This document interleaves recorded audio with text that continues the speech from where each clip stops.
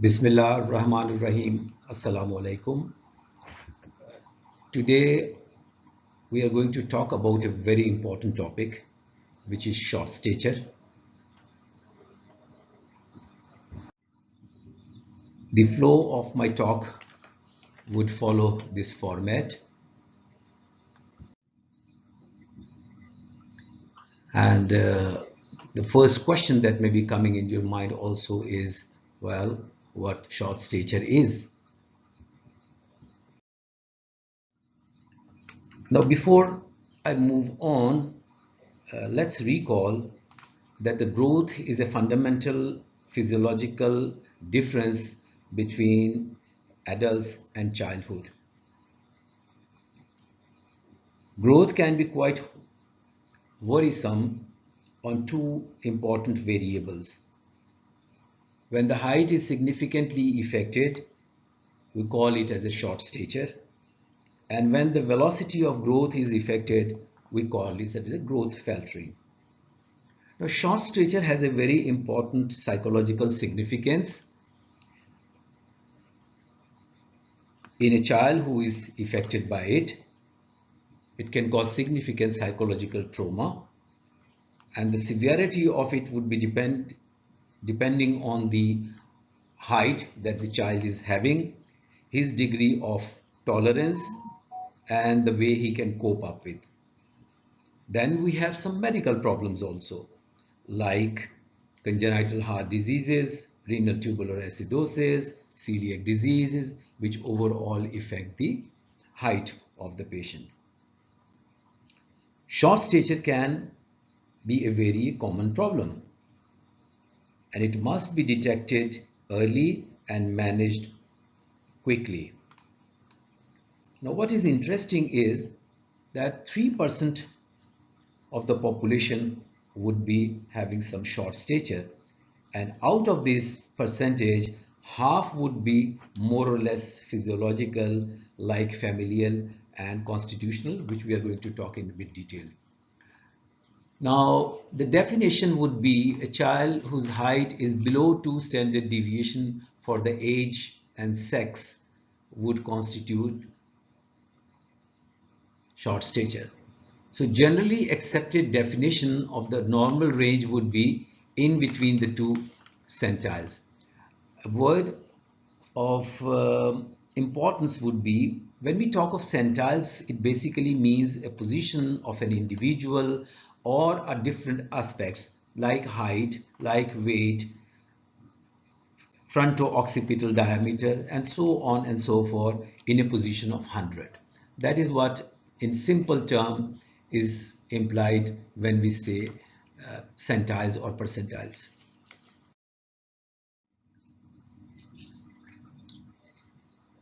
Vast majority of the cases in our part of the world is basically due to malnutrition, and in developed countries the familial or constitutional is the leading cause in other countries, whereas very small percentage is actually due to hormonal influences.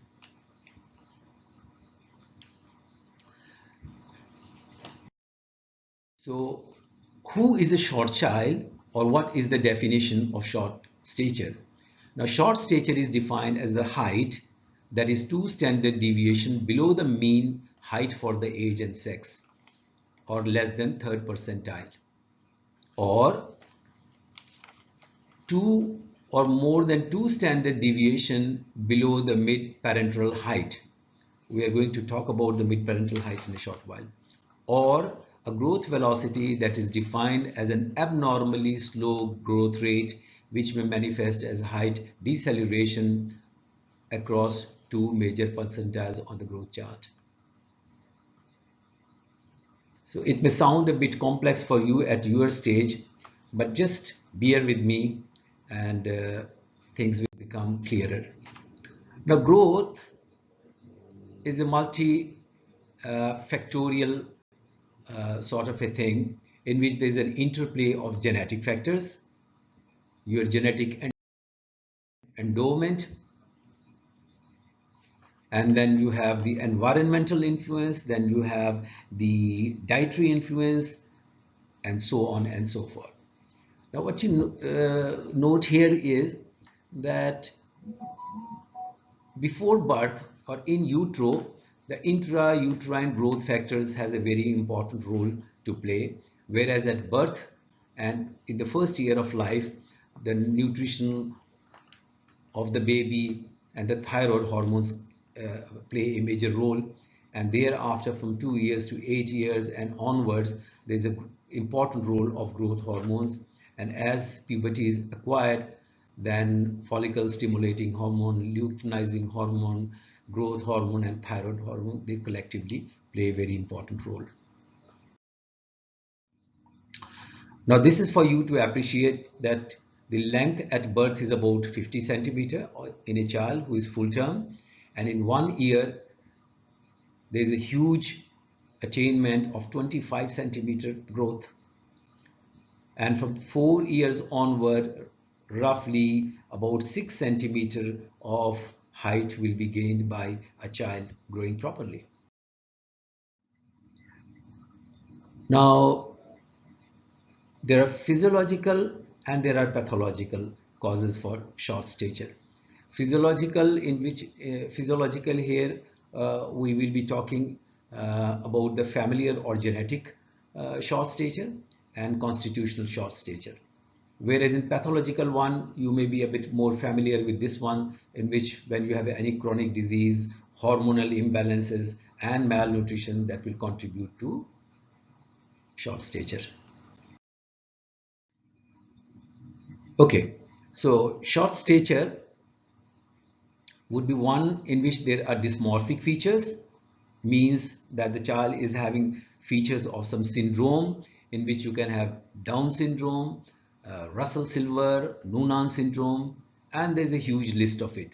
And on the other side would be non-syndromic features, and in the non-syndromic features, the patient can be having a proportionate short stature and a disproportionate short stature. What it means is that in the disproportionate short stature, one important disease would be, if you have seen some patients, we call it as people who work in short stature people working in circuses, they are having a disease called as achondroplasia. Short limb, they have short limbs but normal torso, and then there are cases in which you have limbs are okay but the trunk is short. So here we say that they are disproportionate short stature. And in the proportionate short stature, the constitutional, genetic, and due to chronic disease, growth hormone deficiency, they come in the umbrella, under the umbrella of constitutional or proportionate short stature. So again, this summary of what I've already said: disproportionate short stature with short limbs, we have a huge list of them, and then we have with short trunk, in which we have skeletal dysplasias and mucopolysaccharidosis, etc. Now, how do we approach to a child with short stature? History is of paramount importance. The physical examination, accurately measuring the height of the child as well as height of the parents, then plotting the information that we have on growth charts, and then the ultimate workup.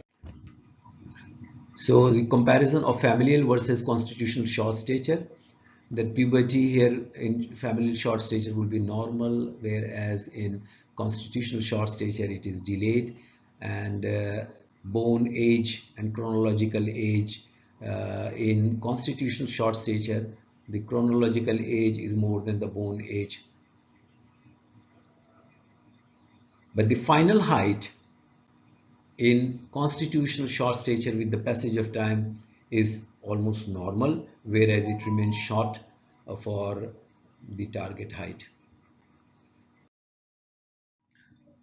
Right, so growth charts are an important tool, and here you can see you have the stature or the height, and here you have the weight, and after measuring the height of the patient and taking the weight, we plot it on this graph and see where does it fall. I would skip this one. Now, how to measure height? The most important thing in short stature is the measurement. How you take the measurement, how do you plot it on the growth chart, and how do you get the mid-parental height, and how do you interpret it? How to measure height? In children up till 3 years, we make them lie down, and this is known as a supine position, and we call it as length rather than height. And after 2 to 3 years, we make the child stand, and it will become the height. Now this is a small baby where you can see that the head end of this baby is fixed. The baby cannot move it. The knees are being pressed to keep it straight, and then this bar is applied to keep the feet straight. So the heel and the front of the foot are abutting on this bar, and then you take the length of this child from this point to this point. Whereas the taking an appropriate height is very important, and you see the child is standing against the wall, and the child's heel, the buttock, the back and the head is against this wall. The child is looking straight, and the eye infraorbital margin and the external auditory mucus are on the same line, horizontal line. We call it as the Frankfurt plane. The child should not be wearing any shoes or anything else, should be looking straight, should not be in a slouched position, but should not move. Gentle pressure is applied at the mastoids from beneath, so that should try to look tall. Then, apart from the height, we measure the upper segment and lower segment and total arm circumference. This is the same. The chart I have already shown you. Now, mid-parental height. This is again a very important thing to remember, that the mid-parental height or the target height is, for boys is the father height plus the mother's height plus 13 divided by 2, whereas in girls it will be the mother's height plus father's height minus 13 divided by 2. It will be the mid-parental height. We have to see the body proportions also, because as we've already talked about, the proportionate and disproportionate short stature, for that classification we have to have body proportion, upper segment and lower segment ratio. How do we measure it? I'm just going to tell you in a short time. Anyhow, the lower segment will be measured from the symphysis pubis to the floor, whereas the upper segment will be subtracted from the total height of the patient, and you take it with the patient sitting on a chair. Now, what is important is that by 7 years, the upper segment and lower segment, they more or less becomes equal. And before that, in very young children, it's 1:1.7, and by 3 years it becomes 1.3. By taking these body proportion, you can figure out if the limbs are short or if the torso is short, or it's more than that or more complex situation. This is how you take the upper and lower segment. This is the upper segment. In other words, the upper segment is the sitting height. So this one will be subtracted from the overall height of the patient. Arm span is the distance between the tip of the middle fingers of both hands outstretched at right angles to the body and measured across the back of the child. In under 5 children, the arm span is 1 to 2 centimeters smaller than the body. By 10 years of age, arm span becomes equal to height. Now this becomes relevant in Marfan syndrome and Klinefelter syndrome. Now growth velocity is the observed change in the growth or height over a period of 12 months. We can also look it by 6 months interval.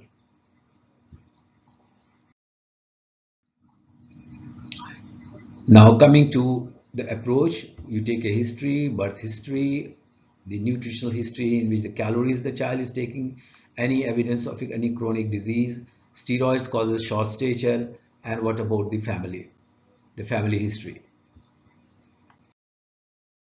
Physical examination, height measurement, systemic examination to rule out systemic diseases, any diseases involving the spine, any dysmorphic features, and in older children, the staging for sexual maturity. For that, we use the tender scanning. So you rule out any chronic disease of hemoglobinopathies, liver, renal disease, malabsorption. All females need to undergo a karyotyping for their chromosomal pattern. And one important feature is that X-ray of the bone, usually of the left wrist, is used to work up for the age. As you see, with the passage of time, as you grow, the number of carpal bones that you have reflects roughly the age of the child. Now, condition in which you can have a delayed bone age is constitutional short stature, in hypothyroidism, in growth hormone deficiency, in celiac disease.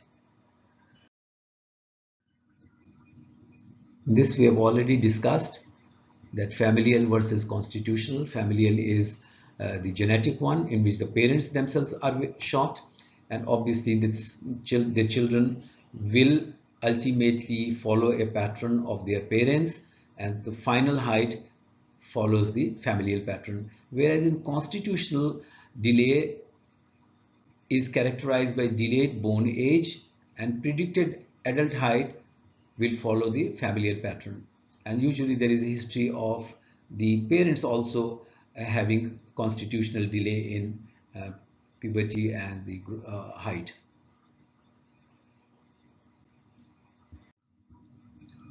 Now these are some of the pics of children. This is rickets, in which you can have this ricketry rosary. This is wide space nipples in a child with Turner syndrome. This is a malabsorption one child and with a pot belly.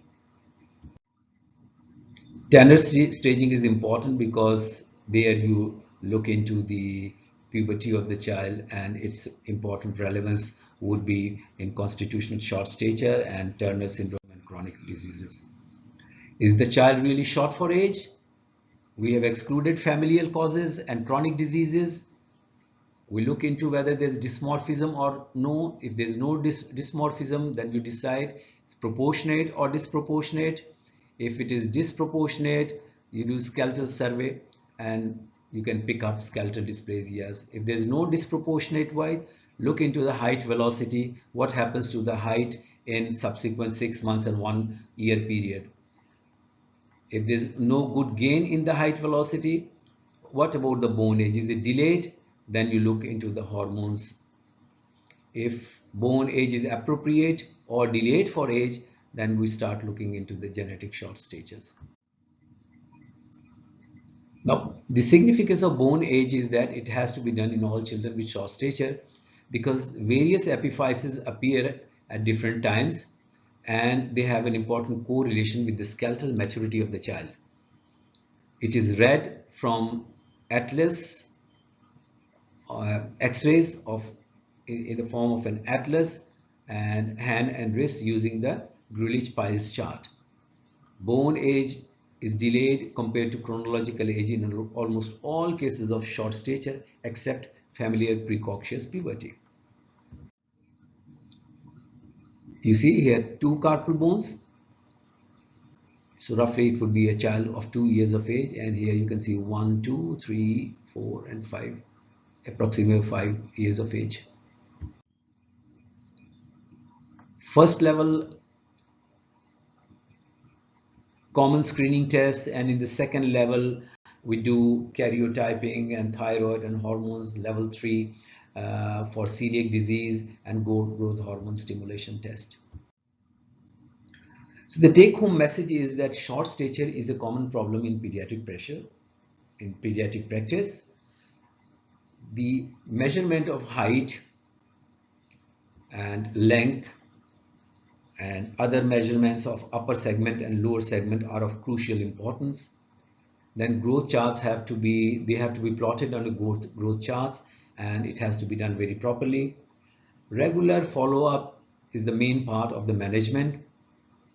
Familial and constitutional short stature are more common causes, and Turner syndrome should be suspected in girls particularly, and until it is proved or disapproved. Must take the heights of the child as well as of their parents. Look into the growth velocity by following up for at least 6 months after obtaining the important facts and figures. Bone age and simple tests help a lot, and only in complex situation you have to refer the patient to specialist center. Thank you.